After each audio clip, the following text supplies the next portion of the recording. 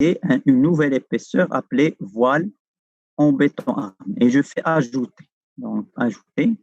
Bon, peut-être qu'il fallait donc mentionner l'épaisseur dans le voile, c'est-à-dire comme ça, donc on va mentionner quand même l'épaisseur dans le voile. Donc, c'est voile de 20 cm.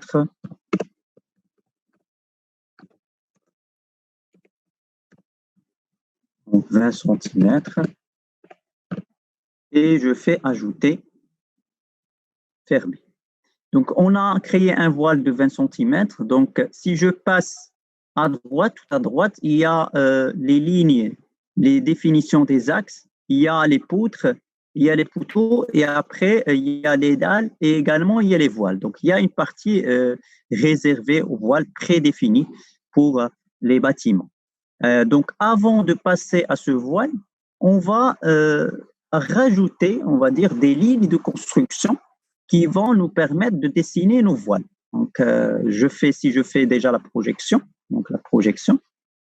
je prends donc le niveau, par exemple, 0, la base, bien, donc, soit la base, soit donc 3,50, comme vous voulez. Donc, je laisse la base déjà. Et on va rajouter, on va se dire qu'on va rajouter donc des voiles. Donc, on va essayer de rajouter des voiles pour solidifier nos structures. On va supposer que ces voiles, ils vont être juste au niveau des coins. On va les mettre au niveau des coins. Chaque coin, on va mettre dans le sens X et dans le sens Y. Donc, on va essayer d'avoir des voiles dans le sens X et dans le sens Y dans les coins. Et sinon, on peut avoir des voiles intermédiaires là où on veut. Des fois, donc dans la conception, on essaie de mettre des voiles au niveau des cages d'escalier ou bien les cages d'ascenseur également.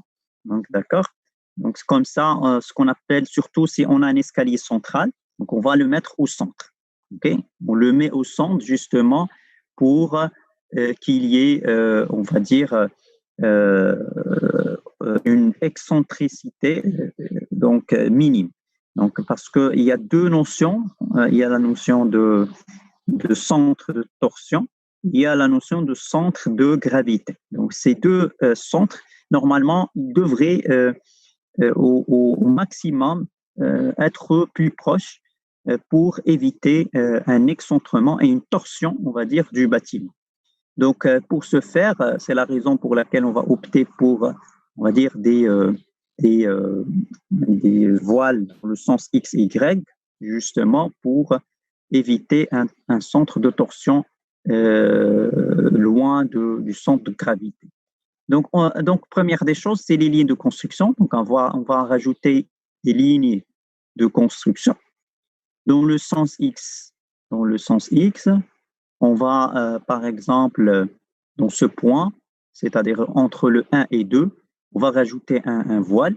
Donc, on va rajouter donc un élément centre un voile, on peut dire, de 1,50 cm. Okay. Dans le sens de X, donc on peut l'avoir ici.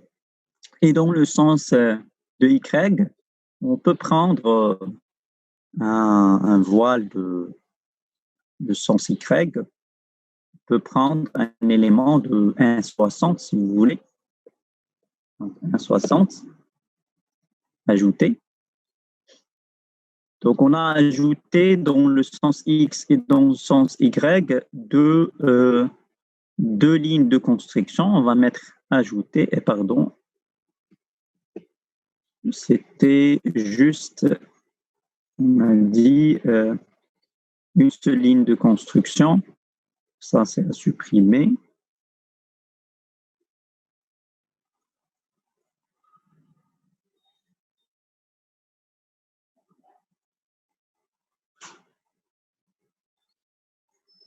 Donc, on a dit dans le sens X, c'est 1,50. Dans le sens Y, on va dire, on a dit 1,60. Donc, ajouter sens X ajouté, et je fais appliquer. Donc, vous pouvez le voir. Donc, ce sont ces deux lignes de construction, c'est celui-là et celui-là. Donc, pardon, ça serait le 1,60, comme on l'avait dessiné ici. C'est le 1,50 dans le sens X, c'est ça. Et dans le sens Y, c'est 1,60, c'est-à-dire c'est ça. C'est la ligne 2. Donc, pour dessiner ces deux voiles, on va passer au menu qui est à gauche, d'accord, à droite, on a voile. Donc, on a une épaisseur voile, d'accord. Donc, cette partie voile, on va choisir, bien sûr, l'épaisseur. Notre épaisseur, ça va être voile du 20 cm. On va le choisir, voile de 20 cm. Et si on veut monter, c'est-à-dire si on est en rez-de-chaussée, d'accord, et on veut monter en haut, dans ce cas, qu'est-ce qu'on va faire? On va normalement mettre en haut, c'est-à-dire le Z+. Le Z+, c'est-à-dire on va démarrer le sens, c'est-à-dire en haut, pour dessiner notre voile. Donc, on va juste cliquer sur les deux points, le point 1 et le point 2. Automatiquement, le voile a été créé. On peut le visualiser même en 3D, la vue en 3D. Donc, vous voyez, donc on vient de créer un voile.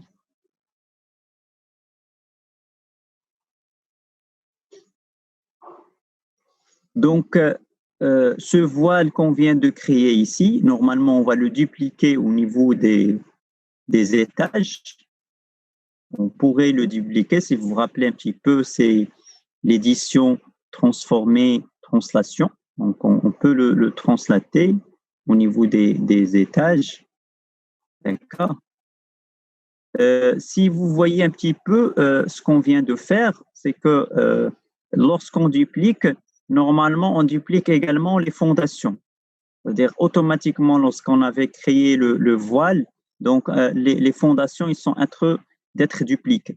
Normalement, ça ne devrait pas être le cas. C'est-à-dire que au niveau du voile, on devrait absolument dessiner le voile sans son fondation. Donc, pour ce faire, on va revenir toujours dans la 3D. Cette fois-ci, on va prendre donc le XZ, si je prends le XZ dans ce sens. Donc, je vais garder le XZ.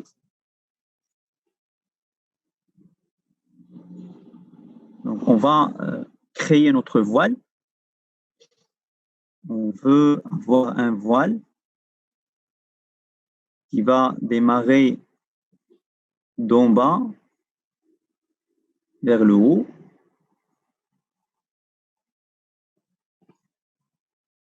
Et on peut donc créer un deuxième voile, la même chose pour le premier niveau.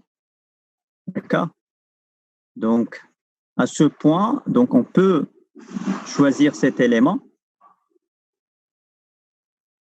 et le dupliquer dans les étages.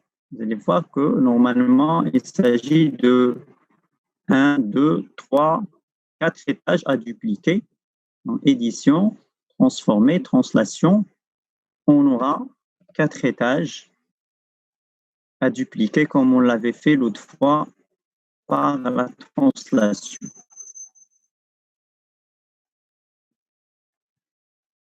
Donc, comme ça, on vient de créer notre voile dans le sens X, Z.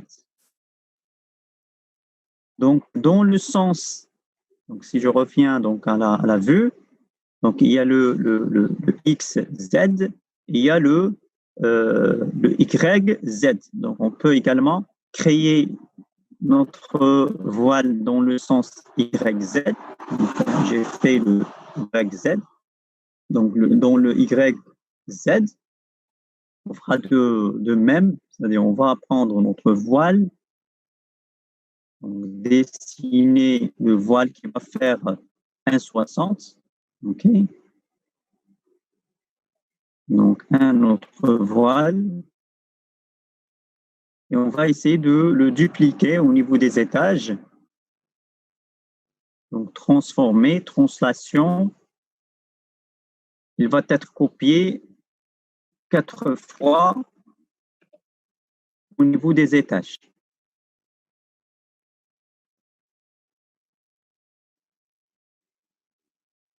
Et je ferme. Comme ça, je reviens à ma vue 3D.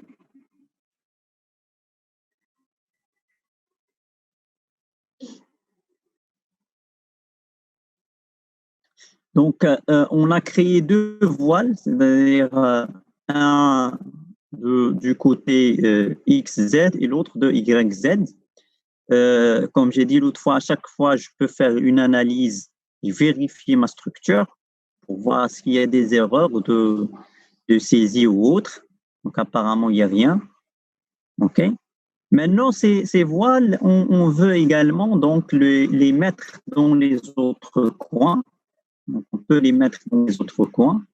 Donc, on peut faire, par exemple, si je prends toujours le XZ, je veux le mettre dans ce coin, l'autre coin. Donc, je ferai pareil. Je peux sélectionner les voiles de tous les étages et je fais translation également. Translation, je vais translater cet élément de ce point, d'accord, de ce point à ce point.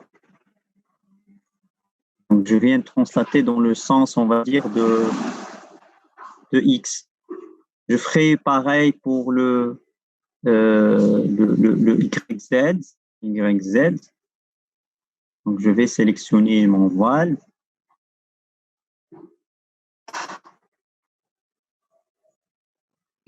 Et je ferai translation également.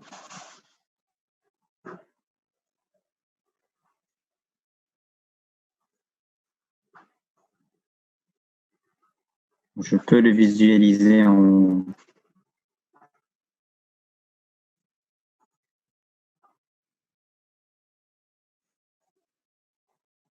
Donc maintenant, qu'est-ce qu'il me reste? Il me reste donc à translater ces 2 éléments. Je peux sélectionner, par exemple, cet élément, et même les 2 autres pour avoir la symétrie même. Et je fais également translater de ce point, par exemple, à ce point. OK? Et pareil, c'est-à-dire je vais sélectionner également le sens YZ, c'est-à-dire le YZ. Sélectionne le YZ, les éléments de YZ.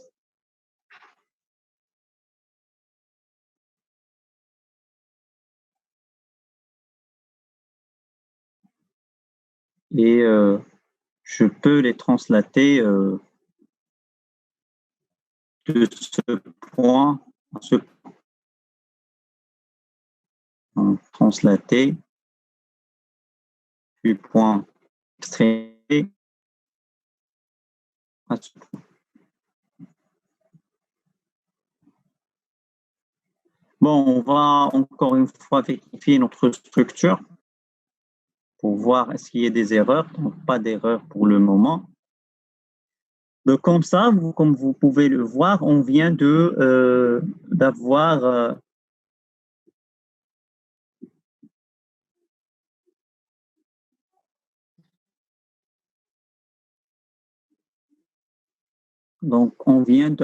donc notre élément voile rajouté à notre structure.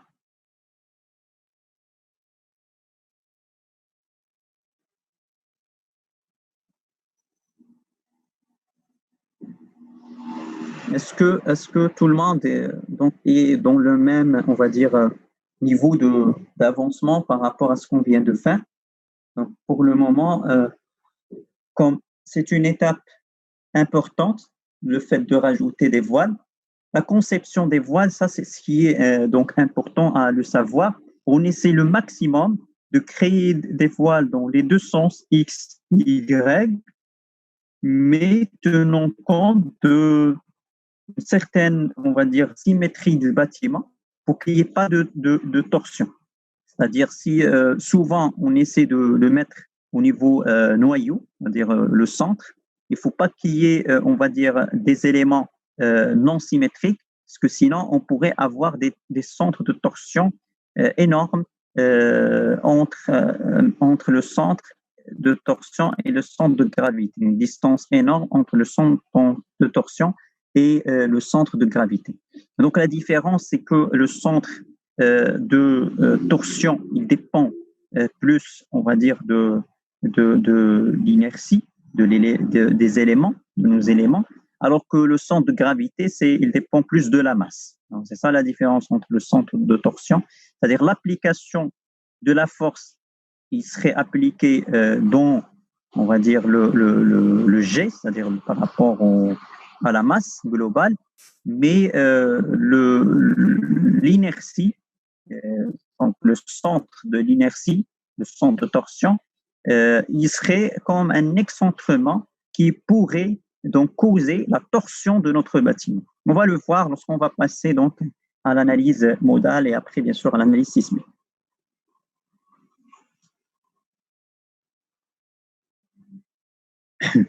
Donc avec ça, on peut dire qu'on a donc rigidifié notre bâtiment, on a rajouté nos éléments structurels qui sont, on va dire, les voiles. Donc pour l'analyse modale, pour passer à la maintenant qu'on a donc terminé un peu la conception des voiles,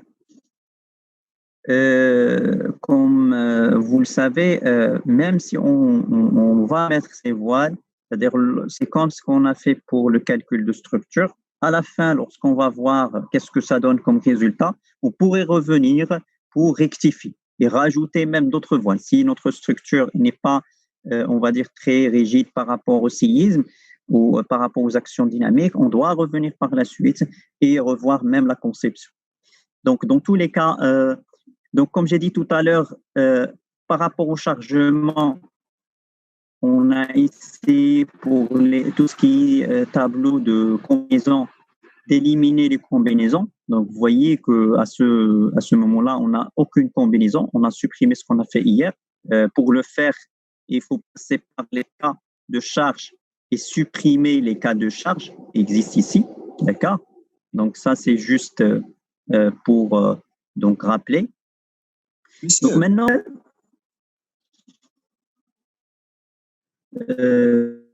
première chose, donc, on veut passer par une analyse modale.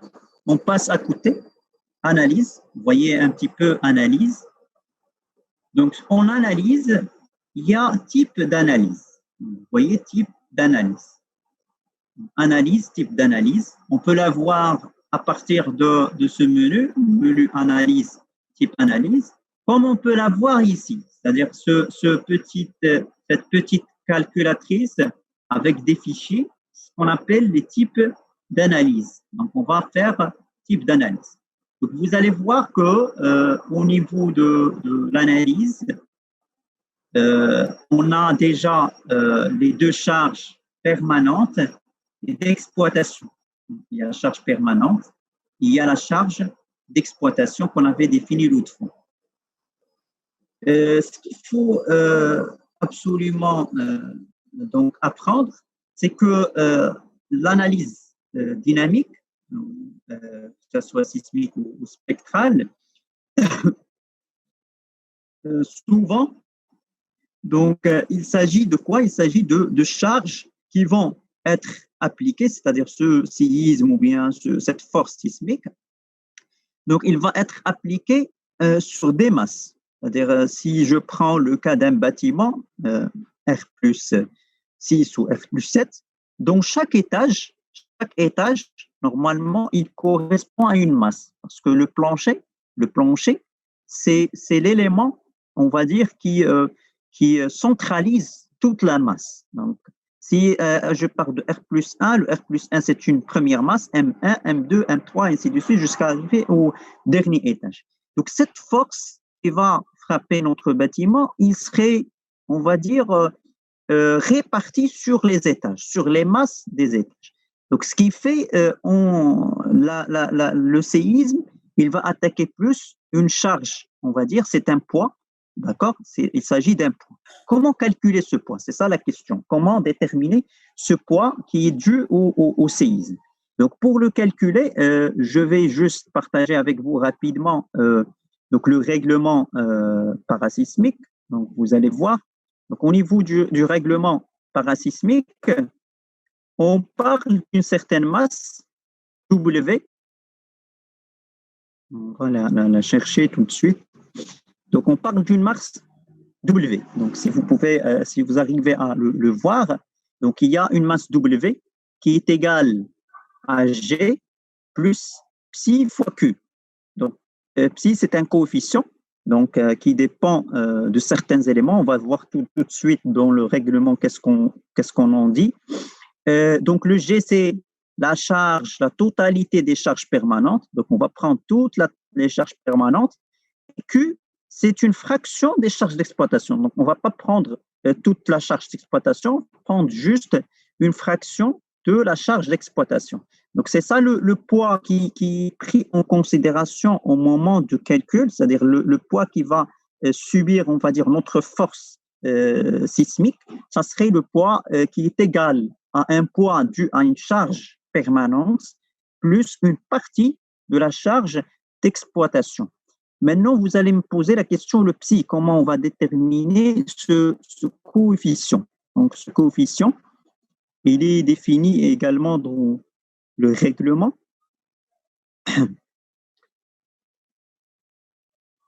Donc, il est défini dans le règlement par des valeurs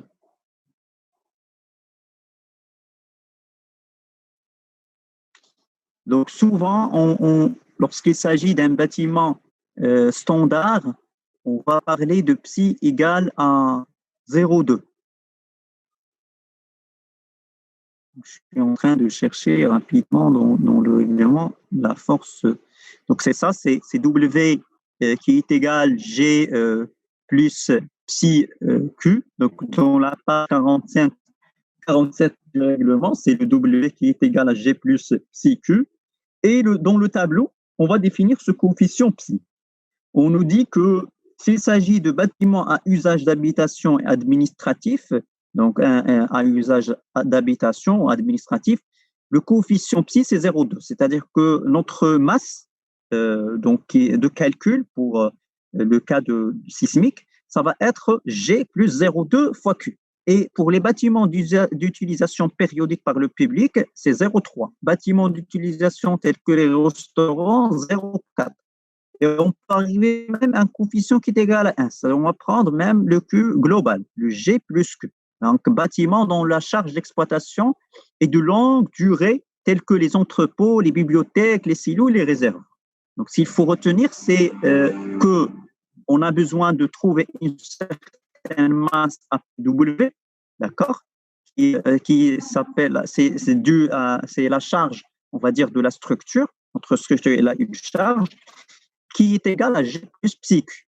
Et ce psi, il est déterminé par, on va dire, la nature de surcharges qui vont être appliquées. Donc, souvent, on va prendre, nous, 0,2 parce qu'on parle de bâtiment à usage d'habitation et administratif. Donc, si je reviens à ma structure, donc toujours, si je coche donc le type d'analyse de la structure, vous allez voir qu'il y a un type d'analyse en haut, il y a le modèle de structure, il y a la masse. Donc, on va définir nos masses. Quelle est la masse qui va être convertie et qui va contribuer donc de supporter bien sûr le séisme. Donc, cette masse, donc ici, c'est l'élément, comme vous pouvez le voir, il y a convertir les cas. C'est-à-dire, on va convertir ces masses. On va créer des masses. Donc, si vous prenez, il y a 3 points ici. Lorsqu'on clique sur les 3 points, vous allez retrouver qu'il y a la charge permanente, il y a la charge d'exploitation. C'est les deux charges qu'on vient de définir. Donc, si je clique sur la charge permanente, je fais les deux flèches, c'est-à-dire rajouter. Il va me donner, c'est le cas 1. Donc, c'est un cas 1. Je vais fermer. Donc, vous allez voir que le cas 1, il correspond donc à la charge permanente. Et vous avez la direction de la masse, X, Y, Z. Nous, on va prendre juste X, Y. On va se dire que la direction de la masse, il est dans le sens X, Y, puisque le séisme, il va frapper dans le sens X, Y. Donc, on va éliminer le sens Z. D'accord? Et ici, on va parler donc du premier cas de charge avec un coefficient qui est égal à 1. C'est-à-dire, c'est le G, c'est notre G plus psi fois Q. Donc, on va faire ajouter. Donc, on a ajouté donc la masse globale, donc le cas de charge 1,